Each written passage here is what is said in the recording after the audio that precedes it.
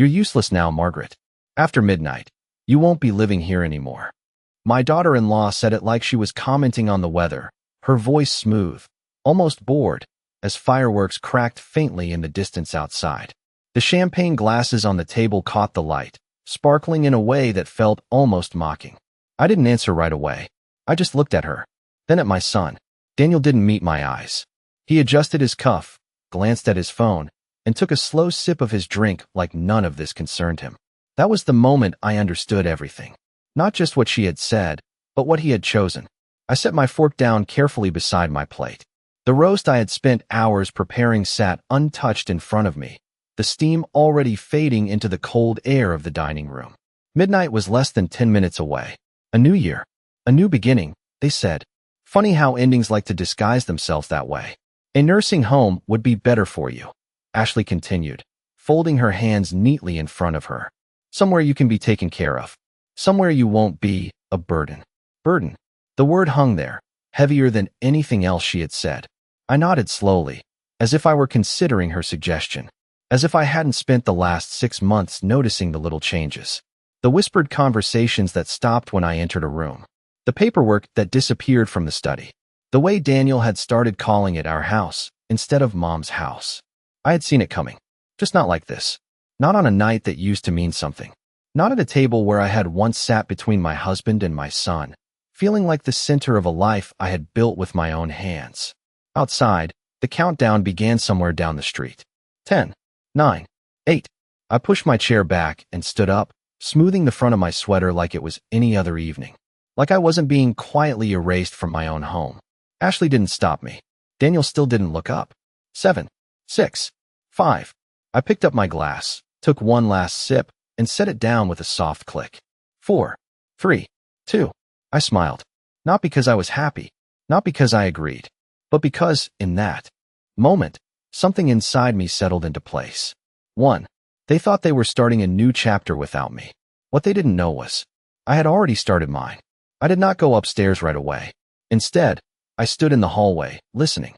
The laughter came first. Soft at first, then louder, more relaxed. As if a weight had been lifted the moment I left the table. Ashley said something I could not fully hear, and Daniel let out a quiet chuckle that did not belong to the son I raised. I closed my eyes for a second. Just one. That was all I allowed myself. When I opened them again, I moved toward the staircase, my hand gliding along the wooden banister that Noelle had polished every spring for over 30 years. The house felt different now. Not empty. Not yet. Just shifted. Like something invisible had been rearranged while I was still standing inside it. My bedroom door creaked the same way it always had when I pushed it open, but even that familiar sound felt distant, like it belonged to another life. I stepped inside and closed the door behind me without turning on the light. The glow from the street outside filtered through the curtains, faint and cold. I sat down on the edge of the bed and looked around. My husband's side was still untouched. His watch rested on the nightstand, exactly where he had left it the night before he passed. 3 months ago. 3 months, and already I was being rewritten out of the story we built together. I reached for the drawer and pulled it open slowly. Inside were the documents I had started gathering weeks ago. Bank statements, property papers, copies I had made quietly, one at a time, never enough to draw attention. I had not known exactly what I was preparing for back then, only that something was wrong. Something was being moved without me. I picked up the folder and held it in my lap. Downstairs, the countdown had ended. Cheers echoed faintly through the floorboards, followed by the distant pop of fireworks. A new year had begun. For them, it was a celebration. For me, it was confirmation. I was not being asked to leave because I needed help. I was being removed because I was in the way. I stood up, walked to the closet, and pulled out a small suitcase. Not the large one. Just enough for a few days. Just enough to make them believe I had accepted what they wanted. I placed it on the bed and opened it carefully. Sweater, shoes, medication, the essentials. Nothing sentimental. Nothing they could use to say I was clinging to the past. As I folded each item, my hands were steady, calmer than they had been in months. Because now I knew. And knowing changes everything. Morning came quietly, the way it always had in this house, but nothing about it felt the same. I woke before the alarm, before the sun fully rose, and for a moment I forgot. That brief second where everything still belonged to the old life. Then I heard footsteps in the hallway. Light. Quick. Not mine. I sat up slowly, the suitcase still resting at the foot of the bed exactly where I had left it. I had packed just enough to make it believable. Just enough to play the part they expected from me. Downstairs, I could hear cabinets opening, dishes clinking, the low murmur of voices that stopped when I stepped onto the first stair. That silence again. It was becoming familiar. Ashley was standing by the kitchen counter when I reached the bottom, her back straight, her posture already composed for the day. Daniel sat at the table, scrolling through his phone, a coffee cup in front of him that I had not poured. "Good morning," I said, my voice steady, as if nothing had changed. Ashley turned first, her expression shifting into something almost polite. "Almost. We were going to talk to you this morning," she said. Of course they were. Daniel glanced up briefly, then back down. "We found a place," he added. "It is nice. Clean. They have staff 24 hours a day." I nodded, stepping into the kitchen and reaching for a mug. My mug. The one Noelle had given me 10 years ago with a small chip on the handle. It was not where it usually was. I paused, just for a second, then took a different one. "That sounds thoughtful," I said. Ashley watched me closely, like she was waiting for resistance, for tears, for something she could manage. I gave her none of it. Instead, I poured my own coffee and sat down across from my son. He still did not look at me for more than a second at a time. That told me everything I needed to know. When would I be leaving? I asked. Straightforward. Simple. Ashley exchanged a quick glance with Daniel. "Soon," she said. "The sooner the better. It will make the transition easier." "For who?" I wondered, but I did not ask. I took a slow sip of coffee, letting the warmth settle before I spoke again. "All right," I said. Just 2 words. Calm. Easy. Accepting. Ashley's shoulders relaxed, just slightly. Daniel exhaled, like he had been holding his breath without realizing it. They thought the hardest part was over. They thought I had agreed. What they did not understand was that agreeing and surrendering are not the same thing. And I had not surrendered anything. After breakfast, I returned to my room without saying much, closing the door gently behind me as if nothing inside mattered anymore. For a long time, I just stood there, looking at the space I had shared with Noelle for over 3 decades. The sunlight had shifted, casting a pale strip across the bed, touching the pillow he used to rest his head on every night. I walked over slowly and sat down, smoothing the fabric with my hand out of habit. He used to wake up before me, always careful not to disturb my sleep, always making coffee before I even opened my eyes. "You deserve a slow morning, Maggie," he would say, placing the mug beside me with that quiet smile. I let that memory sit there for a moment, steady and warm, before it faded into something sharper. Because Noelle had not just been kind. He had been careful, thoughtful in ways that mattered, especially near the end. I leaned over and opened the nightstand drawer again, pulling out the same folder I had touched the night before. Beneath the bank statements and property copies was a smaller envelope, one I had not opened in years. My name was written on it in Noelle's handwriting. Firm. Certain. I held it between my fingers, remembering the day he gave it to me. It had been late afternoon, sunlight filling the living room, his voice quieter than usual, but steady. "If anything ever feels wrong, you open this," he had said. "Do not wait. Do not ask anyone. Just read it." At the time, I had laughed it off, telling him he was being dramatic. We had always trusted our son, trusted the life we built together would be enough to hold everything in place. I turned the envelope over slowly now, tracing the edge with my thumb. Downstairs, I could hear Ashley moving around, her footsteps confident, already claiming the house as if it had always belonged to her. Daniel's voice followed, lower, easier than it had been in months. That sound told me something else. They were comfortable now. Certain. That certainty was their first mistake. I opened the envelope carefully, unfolding the paper inside with steady hands. The words were clear, direct, written by a man who knew exactly what he was doing. I read it once, then again, and this time, I understood why he had not explained it sooner. He had wanted me to believe in the family we built, but he had also prepared for the day I might need to see it clearly. I folded the paper back along its original lines and placed it carefully on top of the folder. Then I stood up, walked to the mirror, and looked at myself. The woman staring back at me was not confused anymore, not hurt in the same way. Something had shifted, something quieter, stronger. I reached for my phone, scrolled through my contacts, and paused on a name I had not called in years. Then I pressed dial. The line rang twice before a familiar voice answered, calm and measured, unchanged by time. Harrison speaking. I did not speak immediately. For a brief second, I simply listened, letting the steadiness of his voice settle something inside me. "It is Margaret Collins," I said at last. There was a pause on the other end. Not confusion. Recognition. "Margaret," he replied, softer now. "I was wondering when you might call." That told me everything I needed to know. He had been expecting this. "I think it is time," I said. I found what Noel left for me. Another pause, longer this time, but filled with understanding rather than surprise. "Then you already know more than they think you do," he said. I walked toward the window, looking out at the quiet street, the remains of last night's celebration scattered along. The curb, paper, glitter, things people discard once the moment has passed. "They want me out of the house," I said, keeping my tone even. "They have already chosen a place for me. A nursing home." I did not need to say who they were. He knew. "And what do you want, Margaret?" he asked. It was a simple question. Direct. The kind Noel used to ask me when something truly mattered. I watched a car pass slowly, its tires rolling over the faded chalk of a child's drawing on the sidewalk. Life continuing as if nothing had changed.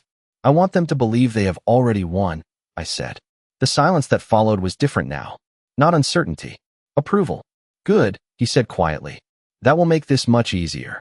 I turned back into the room, my gaze settling on the folder resting on the bed. "How soon can we meet?" I asked. "Today," he answered without hesitation. "My office. Noon. Noon. Just a few hours away. Enough time to prepare.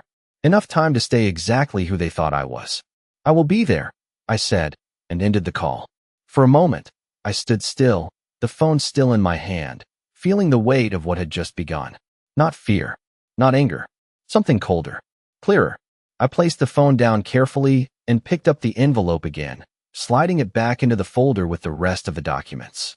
Then I closed it. Slowly. Deliberately.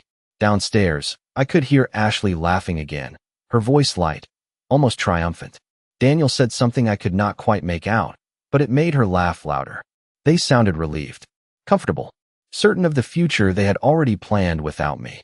I walked to the closet and reached for my coat, slipping it on with steady hands. As I passed the mirror, I did not stop this time. I did not need to check who I was anymore. I already knew. And for the first time in a long while, I was not the one being moved. I was the one deciding when to move next. I left the house just before 10, not in a hurry, not sneaking out, just walking through the front door like I had done thousands of times before. Ashley was in the living room, scrolling through her phone, her legs crossed neatly, already settled into a space she believed was hers. She glanced up briefly as I reached for my coat. "Where are you going?" she asked, her tone casual but edged with curiosity. "I thought I would get some fresh air," I said, slipping my arms into the sleeves. "It is a nice day." She studied me for a moment, as if trying to decide whether there was something she was missing, then nodded lightly. "Do not be long. We have paperwork to go over this afternoon." Of course they did. I gave a small, polite smile. "I will be back in time." Daniel was not in the room. I did not ask where he was. I did not need to. Some absences explained themselves. The air outside was colder than I expected, sharp against my face, but it cleared my thoughts in a way the house no longer could. I walked to my car, opened the door, and paused just long enough to glance back at the house. It looked the same. Quiet. Familiar. But I knew better now. I got in, closed the door, and drove without music, without distraction, letting the silence stretch. Mr. Harrison's office was downtown, in the same brick building it had always been, the one Noel trusted without question. I parked across the street and sat for a moment, my hands resting on the steering wheel, steady, patient. Then I stepped out and crossed over. The receptionist recognized me immediately, her expression softening with something close to sympathy, but she did not say anything unnecessary. "He is expecting you," she said, gesturing toward the hallway. I walked in without hesitation. Mr. Harrison stood when I entered, just as he always had, his posture straight, his presence unchanged by the years. "Margaret," he said, extending his hand, then stopping halfway as if remembering that this was not a formal visit. "Please sit." I placed the folder on his desk before I sat down, sliding it toward him without a word. He opened it carefully, scanning the contents with a practiced eye, his expression remaining calm, focused. "They have already started," he said after a moment. Not a question, a statement. "Yes," I replied. "They believe I am leaving soon." He nodded once, closing the folder and folding his hands over it. "Good," he said. "That means we are exactly where we need to be." I held his gaze, waiting. He leaned back slightly, his voice lowering just enough to carry weight without urgency. "Your husband anticipated this," he said. "Everything that is happening now, it was accounted for." I felt something settle deeper inside me. Not relief, not surprise, just confirmation. "Then tell me what they missed," I said. And this time, I was not asking out of fear. I was asking because I was ready. Mr. Harrison did not rush his explanation. He opened the folder again, this time turning it slightly so I could see, his finger resting on a section I had overlooked before. "Your husband established a protective clause," he said, his voice steady, precise. "Any attempt to remove you from the primary residence without your written and notarized consent triggers an automatic review of asset distribution." I leaned forward slightly, my eyes following the lines of text, reading them again, this time with understanding. "And if that clause is triggered?" I asked. He looked up at me, holding my gaze just long enough for the answer to settle before he spoke it. "Then all discretionary inheritance tied to Daniel is suspended." Immediately, the room felt quieter after that. Not heavier, clearer, like a fog lifting from something that had been there all along. "He never told me," I said, more to myself than to him. Mr. Harrison nodded. He hoped he would not have to. That sounded like Noel. Always believing in the best version of people, even when he quietly prepared for the worst. I sat back in my chair, letting the weight of that settle into something usable. "They are going to ask me to sign papers," I said. "This afternoon." "Yes," he replied without hesitation. "And you will sign them." I looked at him sharply, but he did not waver. "Not the ones they think," he added. That was when he reached into his drawer and pulled out a thin stack of documents, placing them in front of me with careful precision. "These," he said, tapping the top page lightly, "are acknowledgement forms. They appear routine, transitional, but they also document intent. Their intent." I studied the papers, the language formal, harmless at first glance, but layered in a way that felt deliberate. "You want them to believe I agree," I said. "I need them to prove it," he corrected gently. There was a difference, a significant one. I nodded slowly, feeling the shape of the plan take form. "And once they do?" He closed the folder again, his hands resting on it like a final punctuation. "Then we act. No urgency, no drama, just certainty." I gathered the documents, placing them neatly back into my folder, aligning the edges with care. My movements were calm, measured, because now every step mattered. Every word, every silence. I stood up, slipping the folder under my arm, and met his eyes one more time. "They think I am leaving today?" I said. "Let them," he replied. I gave a small nod and turned toward the door. As I walked out of his office, nothing about me looked different. No one in the hallway would have noticed anything unusual, but something had shifted completely. I was no longer reacting to what they were doing. I was guiding it. And by the time I stepped back into that house, they would already be walking into something they did not see coming. I returned just before noon, exactly as I had said I would. Not early, not late, just on time. Ashley was already waiting in the living room, a neat stack of papers arranged on the coffee table as if she had been preparing for a meeting, not a conversation. Daniel stood by the window, his posture stiff, his hands in his pockets, avoiding the center of the room like it required more than he was willing to give. "You are back," Ashley said, her tone measured, controlled. "Of course," I replied, setting my coat aside with deliberate care. "I said I would be." I took a seat across from the documents without rushing, without hesitation, my movements steady, almost routine. Ashley slid the papers toward me, her fingers resting lightly on the edge for a second longer than necessary. "These are just formalities," she said. "Transfer arrangements. Authorization for care. Standard things." I nodded, glancing down at the pages, recognizing immediately what Mr. Harrison had described. Familiar language layered with intent they did not fully understand. I let my eyes move slowly across the text, giving them exactly what they expected to see. Consideration. Compliance. A woman trying to understand what she was signing away. It all looks straightforward, I said quietly. Daniel shifted slightly, as if relieved by my tone. Ashley's posture relaxed just enough to reveal her confidence. It is, she said. We just want what is best for you. Best for me. I picked up the pen resting on the table, holding it between my fingers for a moment before lowering it to the page. My hand did not shake. Not even slightly.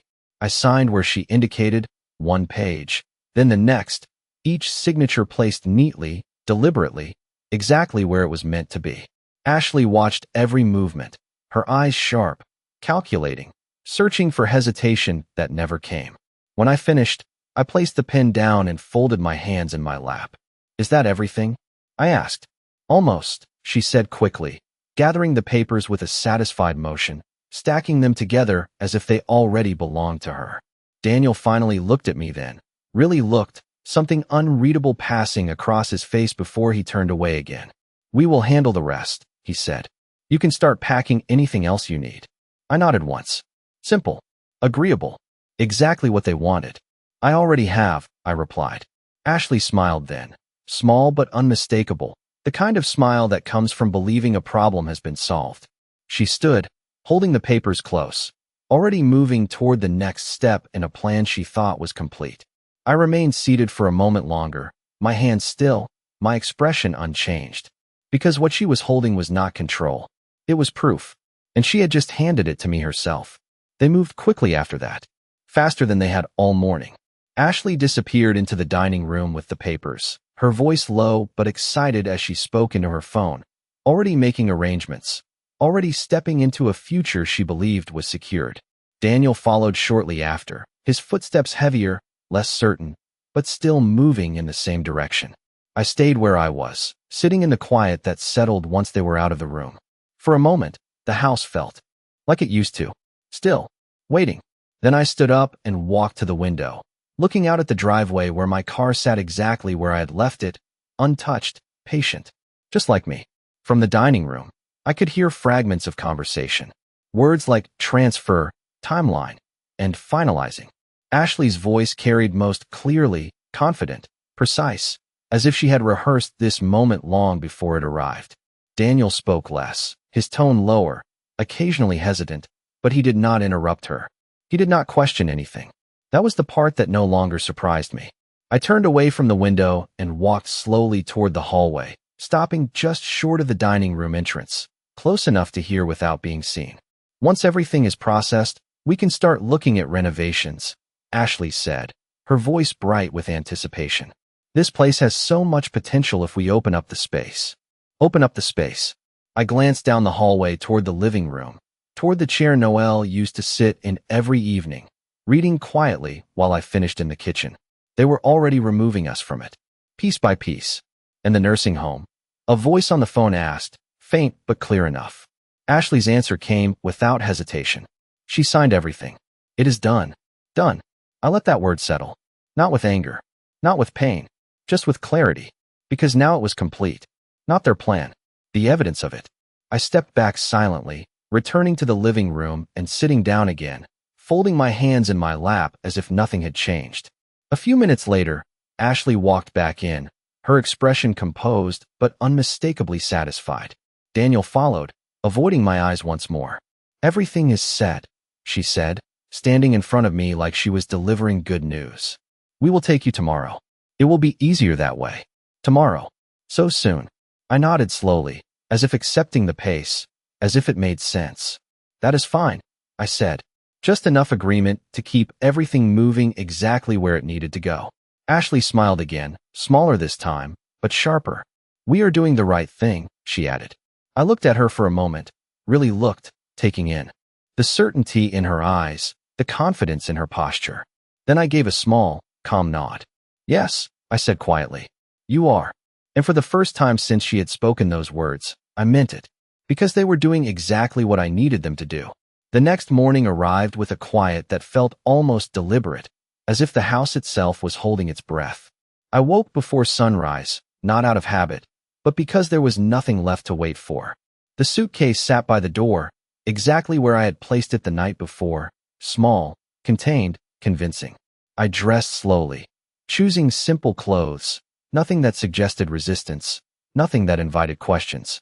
When I stepped into the hallway, the light from the kitchen was already on. Ashley was awake. Of course she was.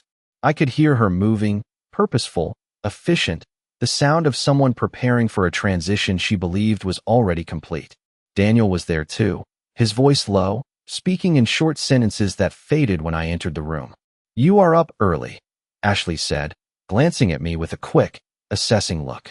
"I did not sleep much," I replied, reaching for a glass of water instead of coffee. Coffee belonged to another routine, another life. "That is understandable," she said, her tone softening just enough to sound appropriate. "Today is a big day." I nodded, as if I agreed, as if this day belonged to them. Daniel finally looked at me, his expression uncertain for a moment before settling back into something distant. "We will leave in about an hour," he said. "I will drive you." I met his eyes briefly, then looked away. "Thank you," I said. Simple. Polite. Enough. Ashley moved toward the table, picking up a folder, the same one from yesterday, now neatly organized, ready to be presented again if necessary. "Everything is already handled," she added. "All that is left is getting you settled." Settled. I let that word pass without comment. Instead, I picked up my coat and placed it over my arm, then reached for the suitcase handle. It felt lighter than it should have. Or maybe I did.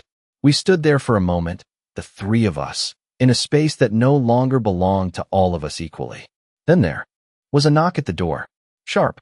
Precise. Not expected. Ashley frowned slightly, glancing toward Daniel. "Are you expecting someone?" she asked. He shook his head. I did not move right away. I simply watched as Daniel walked to the door and opened it. Mr. Harrison stood on the other side, his posture straight, his expression calm, holding a leather folder in one hand. "Good morning," he said evenly. The room shifted instantly. Ashley's confusion was immediate, her composure tightening as she stepped forward. "Can we help you?" she asked, her tone controlled but no longer certain. Mr. Harrison's gaze moved past her, settling on me. "I am here for Margaret," he said. "Just that. Nothing more." I stepped forward then, setting my suitcase down gently beside me. "I was expecting him," I said, my voice quiet but clear. Ashley's eyes flicked between us, something sharper beginning to form behind them. Daniel's face had gone still, the kind of stillness that comes just before understanding. Mr. Harrison opened his folder slowly, deliberately, and looked directly at them. "Before anyone goes anywhere today," he said, "there are a few things we need to clarify." And in that moment, the plan they believed was finished began to come apart. The room held still after his words, the kind of silence that does not belong to confusion, but to something breaking beneath the surface. Ashley was the first to recover, her posture straightening, her expression tightening into something controlled and sharp.